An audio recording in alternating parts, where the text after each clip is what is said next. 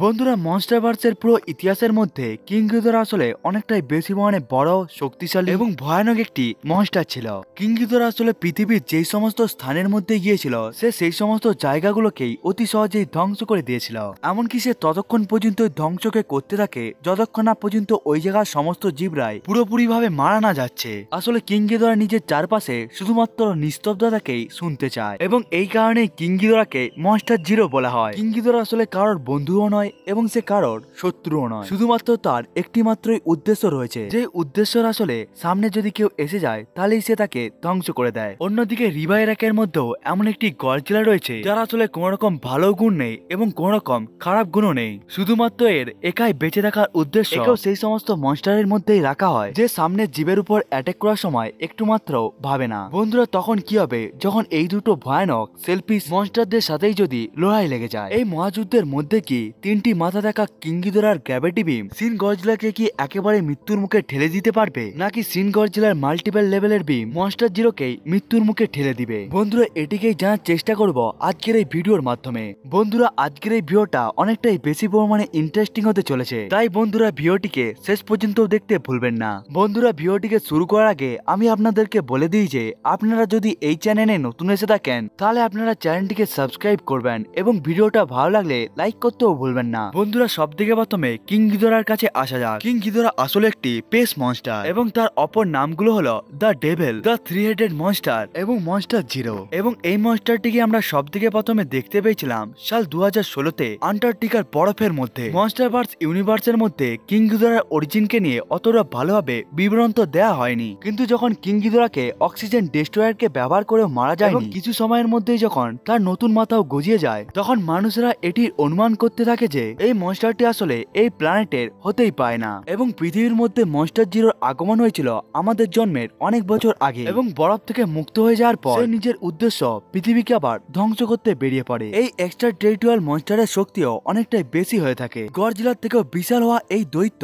King of the monster গডজিলাকে প্রায় মেরে দিতে সক্ষম হয়ে গিয়েছিল। এমনকি সে রোডেনের মতো মনস্টারকে কিছু মিনিটের মধ্যে মেরে দিতে সক্ষম হয়ে গিয়েছিল। আপনারা কিং গিদরার শক্তিকে এখান থেকে বুঝতে পারবেন। সে লক্ষ টন ভারী হওয়া গডজিলাকে আকাশের অনেকটাই উঁচুতে উঠিয়ে নিতেও পেরে গিয়েছিল এবং এরপরে সে গডজিলাকে স্থলভাগের মধ্যে পিকে ফেলিয়ে দেয়। কিং গিদরা নিজের 521 ফিট লম্বা বিশাল আকার শরীরের সাথে সাথে ডানা লম্বত্ব 1000 ফিটের বেশি হয়ে থাকে এবং এই ডানার সাহায্যেই কিং গিদরা পৃথিবীর বায়ুমণ্ডলের মধ্যে 10,000 কিলোমিটার পার ঘন্টার গতিতে উঠতে পারে এবং মহাকাশের মধ্যে পৌঁছে যাওয়ার পর কিং গিদরা আলোকবর্ষের বেশি গতিতে সে উঠতে পারে এবং কিং গিদরা এই দুটো ডানা তাকে ওড়ার সাথে সাথে সে নিজের ডানার সাথে সাথে বড় বড় ঝড়কেও উৎপন্ন করে নিতে পারে এবং এর ফলে অনেক বড় বড় ইমারত খুব সহজে ধ্বংস হয়ে যায়। এমনকি কিং গিদরা নিজের ডানার সাহায্যে আকাশের মধ্যে ইলেকট্রিসিটিকেও জেনারেট করতে পারে। যেহেতু কিং গিদরা আসলে একটি এক্সট্রা টেরিটোরিয়াল বিং, এই জন্য এর ডিউরেবিলিটিও অনেকটাই বেশি পরিমাণে অসাধারণ হয়ে থাকে। আসলে যে মহাকাশের মধ্যেও নিজেকে বাঁচিয়ে রাখতে পারে তাকে পৃথিবীর মধ্যে থাকা কোনো প্রকার অস্ত্র দ্বারাই ইনজার্ড পর্যন্ত করা যায় না।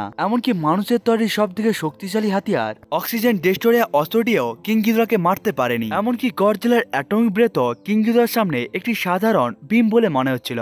এমনিতে তো মনস্টার কিং গডজিলাকে বলা হয়, কিন্তু কিং গিদরাও গডজিলার মতোই একটি আলফা মনস্টার, অর্থাৎ কিং গিদরা নিজের আলফা কলের সাহায্যে সমস্ত মনস্টারদেরকেই শহরের দিকে অ্যাটাক করিয়ে দিতেও পারে এবং কিং গিদরা ইলেকট্রিক এবং থার্মোনিউক্লিয়ার এনার্জিকে অ্যাবজর্ব করে আরো বেশি পরিমাণে শক্তিশালী হতেও পারে এবং কিং গিদরা ওই অ্যাবজর্ব করা এনার্জিকেও নিজের শত্রুদের উপর ব্যবহার করতে পারে। এমনকি কিং গিদরা নিজের যে কোনো ইঞ্জুরিকে খুব তাড়াতাড়ি হিল করে নিতে পারে এবং সে খুব তাড়াতাড়ি নিজের কেটে যাওয়া বডি পার্টকেও রিজেনারেট করে নিতেও পারে, যেমনটিকে আমরা 2019-এ আসা Godzilla king of the monster মুভির মধ্যে দেখতে পেয়েছিলাম। যখন গডজিলা কিং গিদরার একটি মাথাকে একেবারে কেটে আলাদা করে দিয়েছিল তখন কিং গিদরার মাথা খুব তাড়াতাড়ি রিজেনারেট হয়ে যায় এবং এটিকে শুধুমাত্র কিং গিদরা একবার নয় বরং বারবার করতে পারে। এমনকি কিং গিদরাকে অ্যাটাক করার আগে তার সমস্ত প্রকার অ্যাটাক থেকে যে কোনো প্রকার মনস্টারকে বাঁচতে হয়, কারণ কিং গিদরার গ্র্যাভিটি বিমকে সহ্য করা সমস্ত প্রকার মনস্টারের সাধ্যের কাজ হয়ে থাকে না। কিং গিদরা আসলে নিজের তিনটি মাথার সাহায্যেই গ্র্যাভিটি বিমকে ছাড়তে পারে, যার সাহায্যে পুরো শহর খুব তাড়াতাড়ি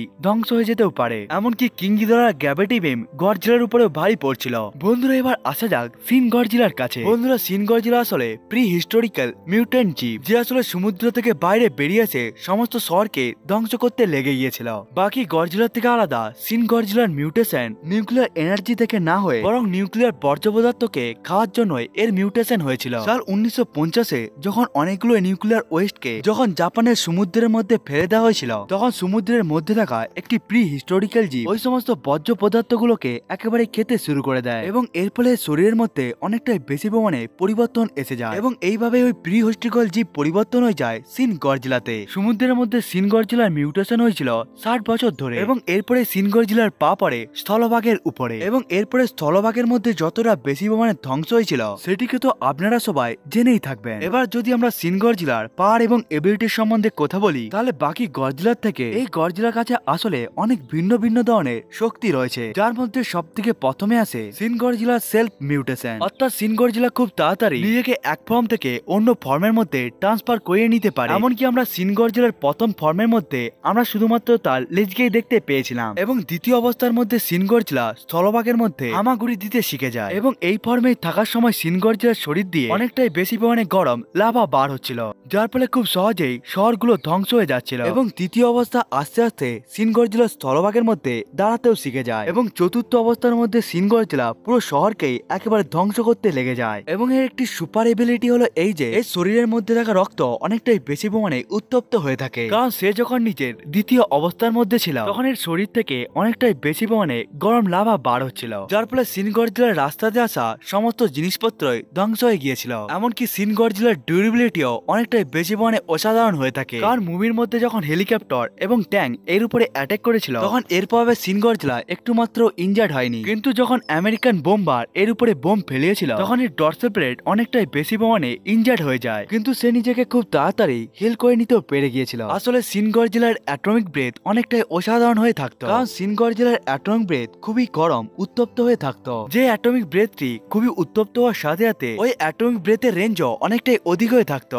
এই জন্যই সিন গডজিলাকে পুরো শহরকে ধ্বংস করতে অতটা বেশি পরিমাণে মুভমেন্ট করতে হয়নি। এমনকি সিন গডজিলা নিজের চতুর্থ অবস্থার শুরুতে যখন সে নিজের মুখ দিয়ে বিমকে ছাড়তে চেয়েছিল তখন এর মুখ দিয়ে নিউক্লিয়ার আগুন বেরোতে থাকে, কিন্তু যেই জন্য সিন গডজিলাকে সব থেকে ভালোভাবে জানা যায় সেটি হলো সিন গডজিলার মাল্টিপল বিম। সিন গডজিলা নিজের ডর্সাল প্লেটের সাহায্যে মাল্টিপল বিমকেও ছাড়তে পারে এবং এর সাহায্যে সিন গডজিলা জাপানের পিএম এর এরোপ্লেনকে একেবারে ধ্বংস করে দেয়। সিন গডজিলা আসলে নিজের মাল্টিপল বিমকে খুবই ভালোভাবে কন্ট্রোল করতেও পারে, কিন্তু সিন গডজিলার লেজ থেকে বার হওয়ারে এতটাই বেশি পরিমাণে ফোকাস এবং কন্ট্রোলফুল হয়ে থাকে যে এবং এর ফলে সিন গডজিলা নিজের চারপাশে কোন রকম জীবকে আসতেই দেয় না। এমনকি সিন গডজিলা নিজের পঞ্চম দশার মধ্যে খুব তাড়াতাড়ি উঠতেও পারত আকাশের মধ্যে। এমনকি সিন গডজিলা নিজের পঞ্চম দশার মধ্যে এটি খুবই ভয়ঙ্কর একটি মনস্টারে পরিবর্তন হয়ে যায়। এমন পরিস্থিতিতে যখন সিন গডজিলার সাথে কিং গিদোরার লড়াই হবে তখন হ্যান্ড টু হ্যান্ড ব্যাটেলে অতি সহজেই এই লড়াইকে কিং গিদোরাই তো জিতে যাবে, কারণ কিং গিদোরা মনস্টার ভার্সের গডজিলার সাথে সাথে আরো অনেক প্রকার মনস্টারের সাথে হ্যান্ড টু হ্যান্ড লড়াই করে নিয়েছিল, কিন্তু সিন গডজিলা এখনো পর্যন্ত কোনো প্রকার মনস্টারের সাথে হ্যান্ড টু হ্যান্ড ব্যাটেল করেনি। এমনকি ডিউরেবিলিটির দিকেও সিন গডজিলা থেকে অনেকটাই বেশি পরিমাণে আগিয়ে রয়েছে কিং গিদোরায়, কারণ কিং গিদোরা আসলে একটি পেস মনস্টার। কিং গিদোরার উপর মানুষের সব থেকে শক্তিশালী অস্ত্রেরও কোনো রকম প্রভাব পড়ে না, এমনকি গডজিলার অ্যাটমিক ব্রেথেরও কোনো রকম প্রভাব পড়ে না। এমনকি রিজেনারেশন এবিলিটির দিকেও কিং গিদোরা আগিয়ে রয়েছে সিন গডজিলার থেকেই, কারণ সিন গডজিলার ডর্সাল প্লেটকে রিগ্রো করার জন্য আসলে অনেক ঘন্টার সময় লেগে গিয়েছিল। অন্যদিকে কিং গিদোরার মাথা খুব তাড়াতাড়ি কেটে যাওয়ার পর খুব তাড়াতাড়ি তার মাথা একেবারে বেরিয়ে চলে আসে, এমনকি অক্সিজেন ডেস্ট্রয়ারকেও ব্যবহার করে একে একটু মাত্র ইনজেক্ট করা যায়নি, কিন্তু সিন গডজিলাকে মানুষেরা মারতে সক্ষম হয়ে গিয়েছিল। এই জন্যই কম্পারিজন করা অনেকটাই বেশি পরিমাণে সহজ হয়ে যায় যে কে আসলে এই মহাযুদ্ধকে জিতে যাবে। সিন গডজিলার শরীর থেকে মাল্টিপল বিম বের হলেও কিং গিদোরা অতি সহজে ওই সমস্ত বিমগুলোকে সহ্য করে নিতে পারবে, কিন্তু কিং গিদোরার গ্র্যাভিটি বিম অতি সহজেই সিন গডজিলাকে মেরে দিতে পারবে। বন্ধুরা, তাই আমার মতে সিন গডজিলা ভার্সেস কিং গিদোরার এই লড়াইকে অতি সহজেই কিং গিদোরাই জিতে যাবে। বন্ধুরা, এটা তো ছিল আমার ওপিনিয়ন। বন্ধুরা, আপনাদের কি মনে হয় এই দুটো মনস্টারের লড়াই কে জিতবে সেটিকে বন্ধুরা আপনারা কমেন্ট করে বলতে ভুলবেন না। বন্ধুরা, আজকের এই ভিডিওটা এতটা পর্যন্তই, দেখা হচ্ছে অন্য একটি ভিডিওর মধ্যে, ততক্ষণের জন্য বাই বাই।